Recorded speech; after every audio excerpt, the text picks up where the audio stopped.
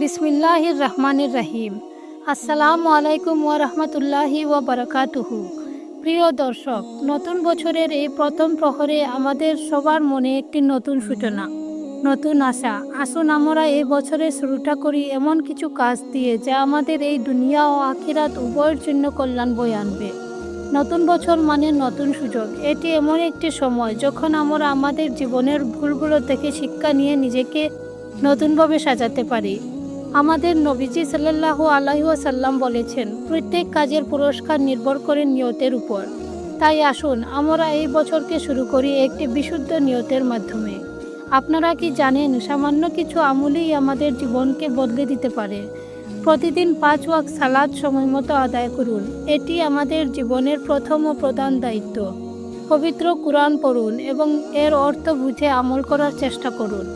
মানুষের পাশে দাঁড়ান। দান সদকা আমাদের পাপ মোচন করে এবং আল্লাহর রহমত নিয়ে আসে।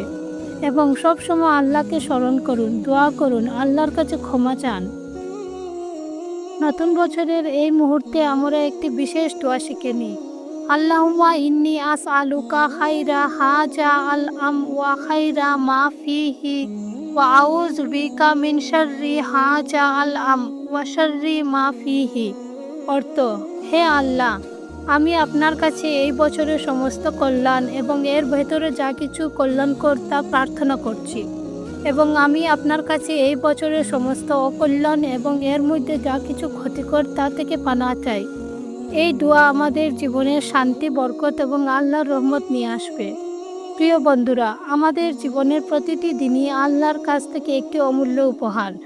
আসুন আমরা এই নতুন বছরে নিজেদের জীবনকে আল্লাহর পথে পরিচালিত করার জন্য প্রতিজ্ঞাবদ্ধ হই।